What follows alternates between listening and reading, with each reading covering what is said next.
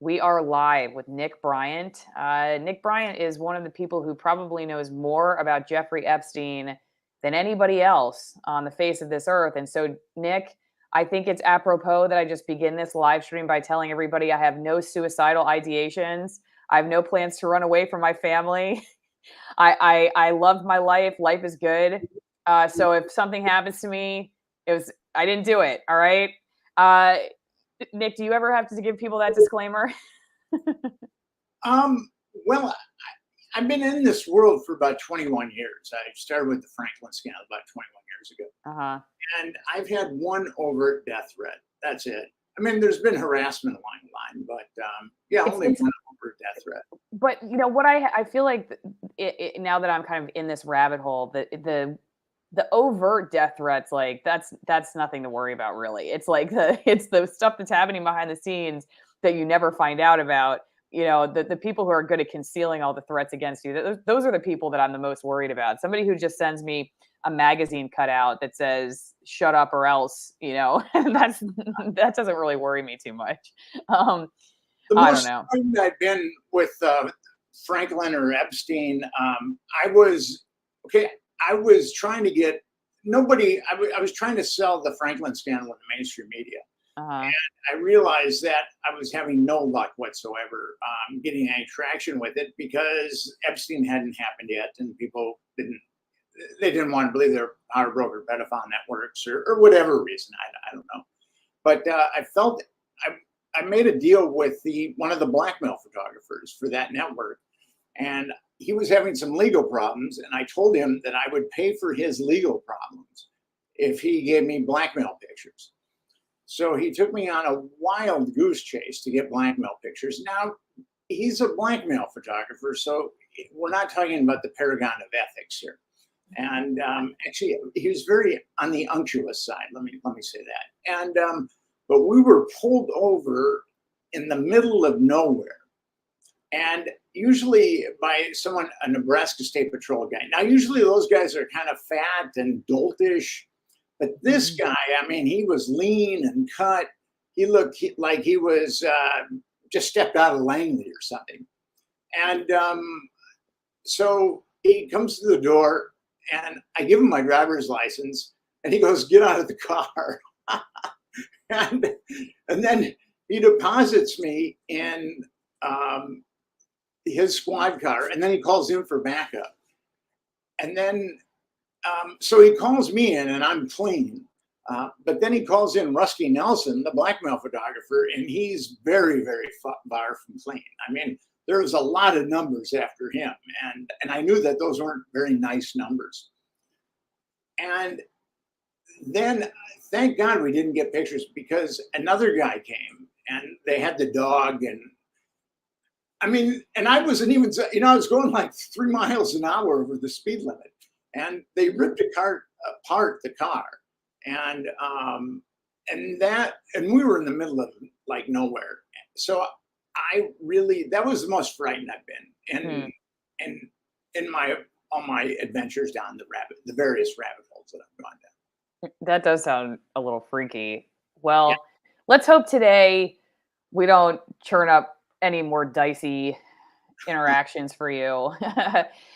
Jeffrey Epstein referred Obama White House counsel to JP Morgan as potential customer. Now, I titled the video originally about another article that you and I are going to discuss, which is this one: Fired AG leading Epstein inquiry reveals the Virgin Island governor pressured her on pedophiles' behalf, basically, you know, to make life easier for Jeffrey Epstein. But I want to do this one first because this came out a little more recently, and it's just, I don't know, the banking system on top of everything else. I think it's on one hand a new topic for me, but also becoming quickly one of the bigger issues that I'm the most interested in, simply just because not just Jeffrey Epstein and like the corruption around that, but how we're also seeing these banks, or the debanking, I should say, of people who run counter narrative, and it just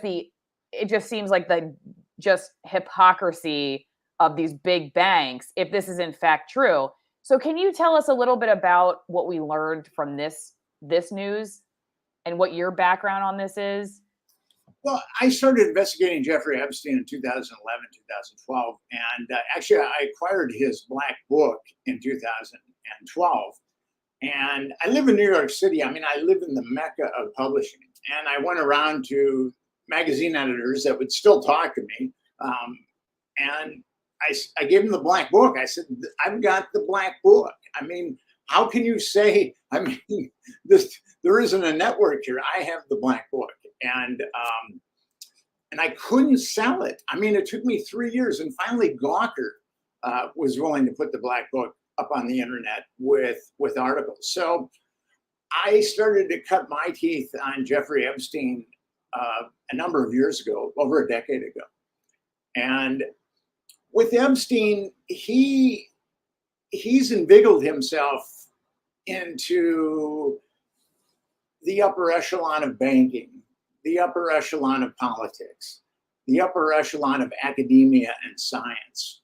I mean, there isn't an upper echelon that Jeffrey Epstein didn't have access to.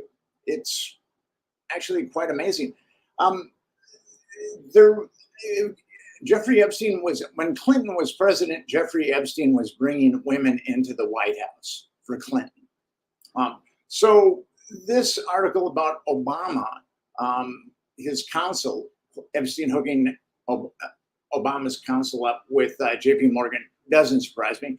Well, okay, first, Nick, can I ask you, like, why do you need to have an intermediary like Jeffrey Epstein to get a bank account with JP Morgan? I'm confused. Like, can't I just call JP Morgan on my own and become a customer? Why do I need this kind of connection? Because if you wanted to be the recipient of a sizable loan or a sizable line of credit, you would want someone like Jeffrey Epstein going to bat for you. That's just the way it is. I mean, the JP Morgan just settled the case for $290 million. And they were malfeasant, and they knew that Jeffrey Epstein was trafficking children, and they nonetheless participated in his financial transactions, which those attorneys argued perpetuated his trafficking of children or enabled his trafficking of children.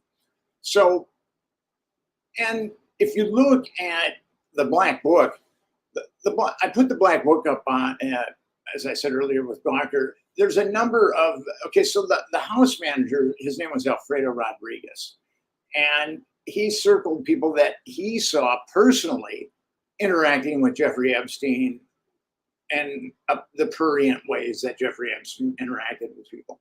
And it's interesting, a number of financiers are circled in the black book. Leon Black is circled in the black book. And a number of people. So when the stuff came up with Staley and Diamond, it didn't surprise me at all. Dubin, the billionaire Glenn Dubin, he's circled in the black book. Peter Soros, Soros's nephew, he's circled in the black book. So according to Epstein's house manager, these people were integral to Epstein's pandering of girls or women. He did pander young women, but then he also pandered underage girls too. Okay, so let's go back real fast to the article before we move on to the other one. What they're saying is that this is all it seems very recent. Like it's not, I mean, you're talking about stuff dating all the way back to like 2012, but this is February 2019. And even 5 months before Epstein killed himself in August 2019 in a Manhattan federal jail where he was being held without bail pending trial, which I guess we can all ask questions about that whole, the narrative right there. Epstein killed himself. I don't know what you think about that. But I guess it's surprising to me, maybe it shouldn't be, that this is all so recent. This is like leading up to right before. So to me, as like kind of an outsider, somebody who doesn't really understand what is up the depth of which you do of the connections here, I'm thinking to myself, how is a guy who is who just a few months later is just basically thrown out to dry by whoever was behind him and protecting him for so long, and he just ends up dead in some jail cell if in fact that's what happened? How is he connecting people with big banking systems, and then just a few months later this happens? I mean, it just seems it's a little bit mind-boggling how you can fall from grace, I guess, if you will, so quickly. You're connecting Obama councils with a big bank, and then all of a sudden now you're just dead. What did he do? What did he do? Who did he piss off? I mean, what happened? How did Epstein end up that way so quickly? In the Franklin scandal, there's a character named Craig Spence, and he fulfilled basically the same duties that Jeffrey Epstein did. Jeffrey Epstein was an intelligence asset, and Craig Spence was also an intelligence asset. And they were blackmail artists. And Craig Epstein, all of his homes were wired for audiovisual blackmail. And Spence had a place in the Colorado section of DC, a mansion that was also wired for audiovisual blackmail. And according to accounts from some people that are familiar with Epstein, the setup was almost exactly like Spence's setup in the 80s. And the thing about it is, Spence was getting a lot of press, and Epstein started to get a lot of press. There was that Perverted Justice, the Miami Herald series of articles about Epstein. And the thing is, blackmail artists that get a lot of press are not very effective blackmail artists after that. And I believe Spence killed himself. I do believe that he did kill himself, but I also believe that he was made an offer he couldn't refuse. Either you kill yourself or we'll kill you. And I believe that was probably made with Epstein too, because once they'd been outed as blackmail artists, they just weren't as effective as they previously had been. Interesting. So you do think he killed himself, but because his other choice was getting murdered? Well, here's the thing with that. There's so many anomalies that night. The cameras don't work. The guards are sleeping. His cellmate is taken out. But I try not to. I think that's kind of not a red herring, but I think if people get too transfixed on that, the big issue is Jeffrey Epstein was trafficking children for many, many years, and he was protected by the state of Florida and the federal government and the state of New Mexico. And I think that is the issue that people have to focus on with Jeffrey Epstein. I mean, it doesn't matter to me anyway. It doesn't matter how he died. I mean, there's a lot of anomalies that night. He could have been murdered. He could have killed himself. I mean, who knows? See, someone even could have helped him kill himself. I mean, I don't know. But with me, the big issue is he trafficked all these children through all these power brokers, and they have been unscathed by law enforcement. And that, to me, is the issue.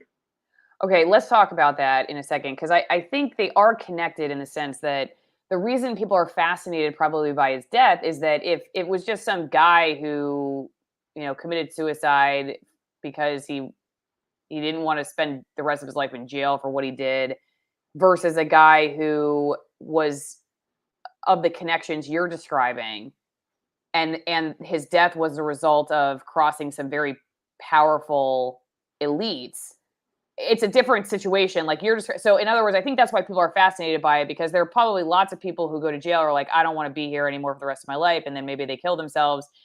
But the story of Jeffrey Epstein seems to be one that's not just some guy who was doing some seedy things without a sort of global network behind him. And so I think that's why people get fascinated with the death, because it's, is it really just some guy who killed himself because he didn't want to spend the rest of his life in prison, or was there something much more sinister happening behind the scenes that led to his death, which it basically implicates him as exactly what you're describing.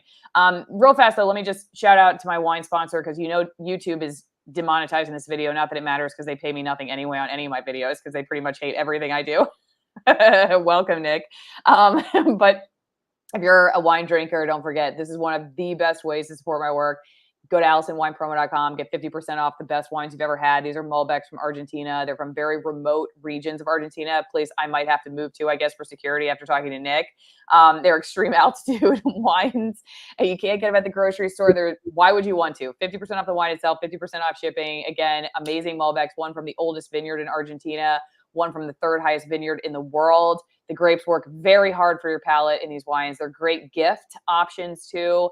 I hear all the time from people who've gotten them that they love them. And like I said, it's a great way to say to a company that you appreciate their supporting work like this, bringing people like Nick on. Also, you can go to twinenginecoffee.com/Allison and get some USDA certified organic roast. We've got light roast, we've got dark roast, we've got espresso, which I drink often in the morning with my raw milk latte. Another reason I guess the federal government might come after me too. I don't know. I have lots of reasons to move to a remote region of Argentina, as it turns out, or Nicaragua, I guess. These are also extreme altitude coffees. There's a tea. If you're a tea drinker, we've got Caturra tea, which is tea made from the coffee fruits. It's all very good. And over on locals too, Nick, we've got some questions for you, which I'm going to ask you in a little bit. AllisonMorrow.locals.com. Great way to support my work. $5 a month. And you get to go one-on-one with the most censored people on the internet. It's a lot of fun over there. You get a free show too that goes along with your subscription. It's an exclusive show for everybody that's a supporter. And we do it weekly with my buddy Bill Doris, who is also in TV news. And also, before we go any further, just a shout out, Nick's going to be talking about his movement that he's been working on, Epstein Justice. And you can go to EpsteinJustice.com to learn more about it. Like I said, we're going to talk all about what that is. And you can learn more about Nick at nickbryantnyc.com and follow him over there. So Nick, before we get to EpsteinJustice.com, let's just really quickly go over this one because this came out from Zero Hedge. Fired AG, so as Attorney General, leading Epstein inquiry reveals Virgin Islands governor pressured her on pedophiles' behalf. And just read like a quick section of what is coming out of these transcripts that in July, George testified under oath that Bryant, that's the governor, had personally lobbied her in 2019 to issue a special waiver to the territory's sex offender law so that Epstein could travel freely without special notifications or restrictions. The demand shocked her as Epstein was well known at the time as a convicted sex offender who had reportedly abused dozens of young women and girls, with many victims exploited in the Virgin Islands. Just the fact that he, as a sex offender, got the governor to come to me for that request, and George, that was unusual. And it added Epstein appeared to be flexing his political influence over or with the governor in an effort to get a favorable result in what I consider to be definitely a law enforcement issue. George said that Bryan repeatedly pressured her to issue the sex offender travel waiver to Epstein. Asked if she found the outreach to be improper, she responded, "I do." And then she was recently fired. So what do you make of this? I guess you're not surprised. Well, I mean, actually, Cyrus Vance Jr., who is the son of our former Secretary of State under Jimmy Carter, he tried to get Epstein's status as a sex offender downgraded. And it doesn't surprise me with the Virgin Islands, but actually there has been some truth that has come out about the Virgin Islands regarding Jeffrey Epstein. The government and the media have decided that the youngest victim of Jeffrey Epstein was 14 years old, which is not the case. The Virgin Islands had said that Epstein was trafficking girls as young as 11 or 12. And I know of accounts where the girls have been actually younger than that, and they've been trafficked by Jeffrey Epstein. And Jeffrey Epstein, there was an account set up where people, victims of his, could sue his estate and get compensated because they were abused by him. And it's kind of interesting, 225 women applied and 150 were accepted, but a number of the women that weren't accepted were not accepted because they were too young.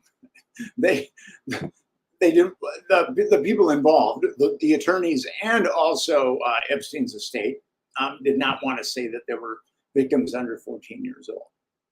Hmm. Which, I mean, so even that is a cover up. Everything about Jeffrey Epstein, even today, is a cover up. And you mentioned already about the difficulty you've had in getting media coverage. I have wondered about this case because a lot of people complain that the media just cares about money. But my experience has been that, though, of course, yes, there are people at the top that care about money, but I found the phenomenon of they wouldn't call it social control or social engineering, but that's the way I see it now.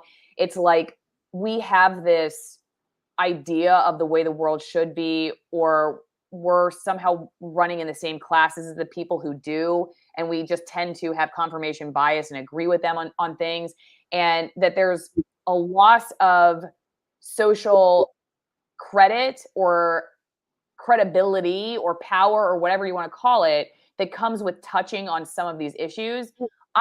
I think Epstein probably falls into that category because they could have made a lot of money from ratings and whatnot. If you're just thinking about viewer ratings as the only thing people care about in the news business, I think Epstein would have carried the ratings for a long time. So to me, there's another reason why the media has not picked up on this story other than maybe just like towards the end and when he killed himself or didn't kill himself or whatever. What's your thought on that? On the just silence or at least like the very, it just seems like somebody of that level stature, there's something else going on for it to not, I don't think it's a ratings thing or a money thing, or maybe I'm missing something. I don't know.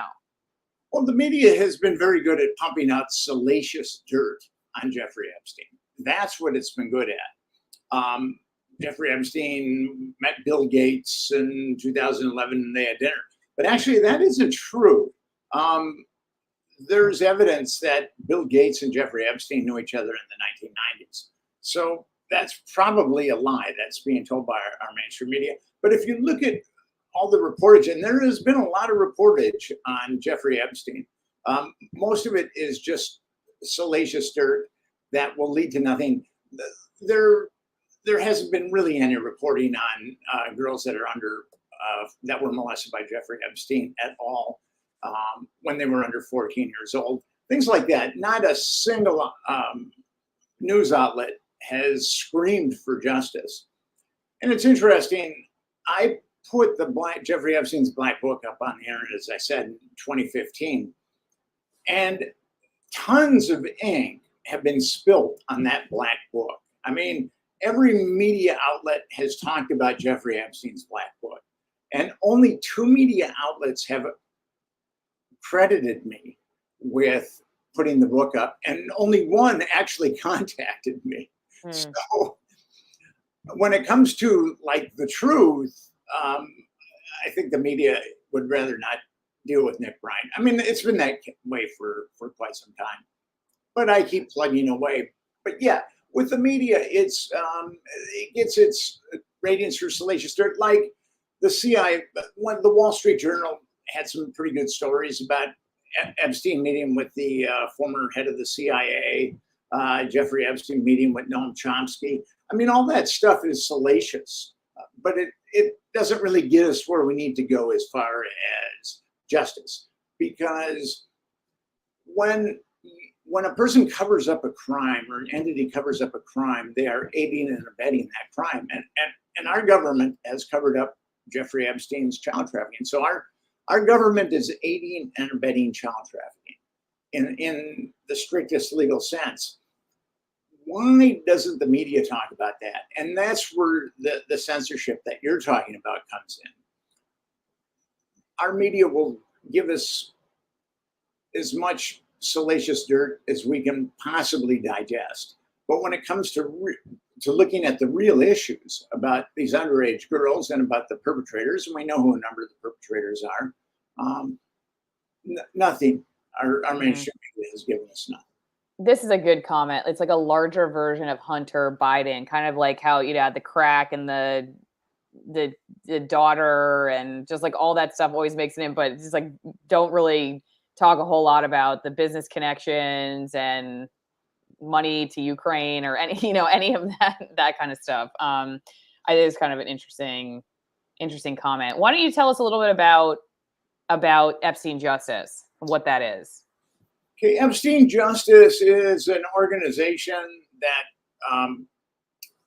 we've been trying to get justice for the Epstein victims. And when I say justice, I mean accountability.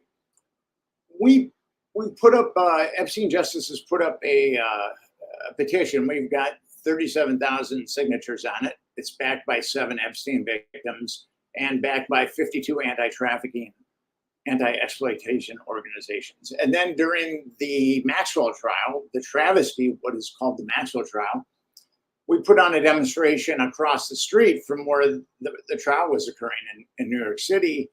And we were backed by 64 anti-trafficking and anti-exploitation organizations.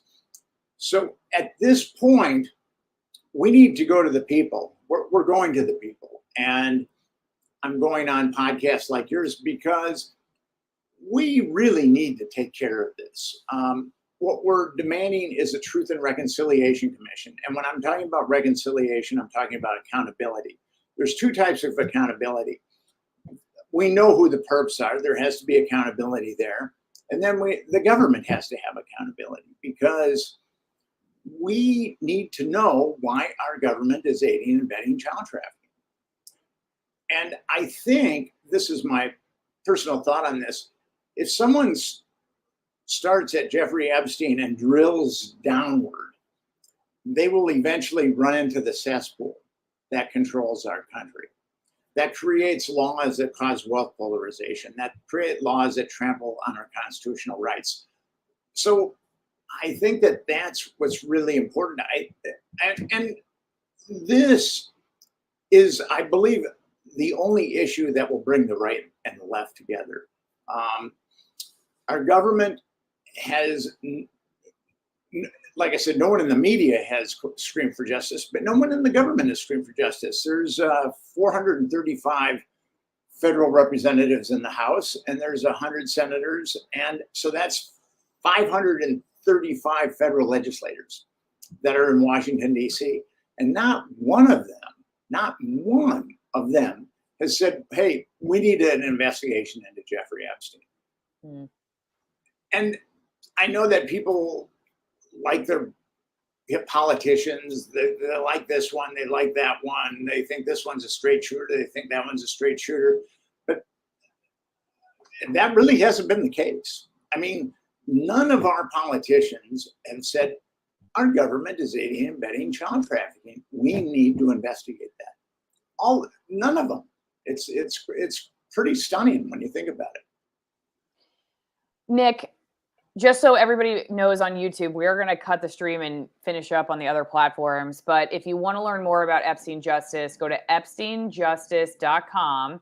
And again, if you want to keep up with Nick's work, go to nickbryantnyc.com. We're going to take some questions over on locals. And the first thing I want to ask you that came in and have you answer as soon as I cut the YouTube stream, which is a great question. So go get the answer on other platforms if you're watching on YouTube. How did Epstein make his money? He was supposedly worth $500 million, asked G. Franklin. Take it away, Nick.